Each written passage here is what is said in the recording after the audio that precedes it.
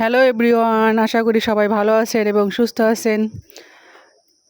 সবাইকে আসসালামু আলাইকুম রহমতুল্লাহি ওয়া বারাকাতু।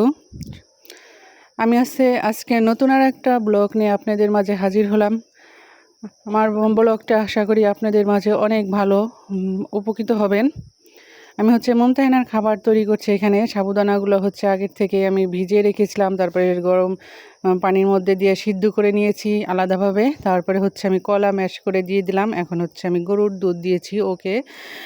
গরুর দুধটাই আমি ওর সাথে মিক্সড করলাম। যারা গরুর দুধ দেননি এখনও বাচ্চাদেরকে, তারা অন্য যে ফর্মুলা দুধ ইউজ করেন ওইগুলোই ব্যবহার করতে পারবেন এই খাবারটার মধ্যে। আর মধু দিয়ে দিলাম আমি একটু।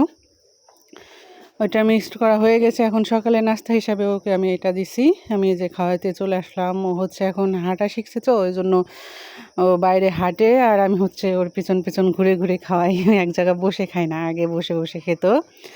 আমি আজকে আমি কোব ওভেনটা জ্বালাবো, এই জন্য আমি সব খামিরগুলো রেডি করছি। এখানে পাউরুটির খামির দিচ্ছি আমি, ওটা রেডি করে নিচ্ছি, কারণ এটা আবার রেস্টে রাখতে হয় অনেকক্ষণ। এই জন্য আমার রান্না শুরু করার আগে আমি খামিরটা দিয়ে নিলাম।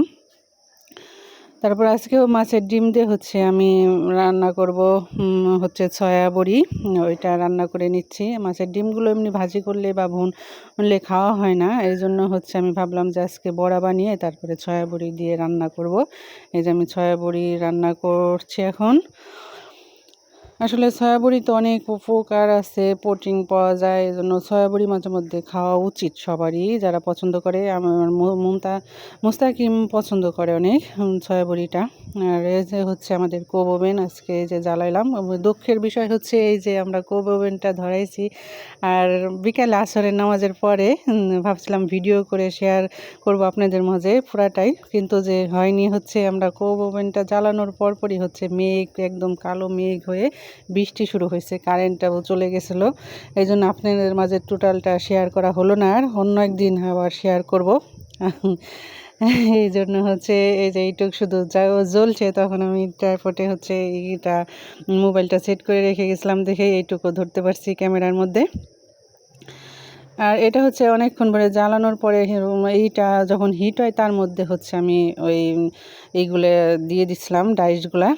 এই জন্য তখন অনেক বৃষ্টি ছিল, ওই জন্য ভিডিওটা করা হয়নি। আর এই যে পরে যে হয়ে গেছে, তখন ওইটুকু একটু শেয়ার করলাম যে এই যে হয়ে গেছে। আমাদের আজকে বিস্কিট, পাউরুটি আর কেক বানাইছিলাম আমরা। ওইটা অন্য একদিন হয়তো পুরা প্রসেসিং থেকে শুরু করে সবগুলো আপনাদের মাঝে শেয়ার করব। আমাদের ভিডিওটা যদি ভালো লাগে অবশ্যই লাইক দিন, আর আমাদের চ্যানেলটাকে যারা নতুন দেখছেন সাবস্ক্রাইব করে দিন। সবাইকে ধন্যবাদ জানাই। আমার ভিডিওটা এখানেই শেষ করছি। আল্লাহ হাফেজ।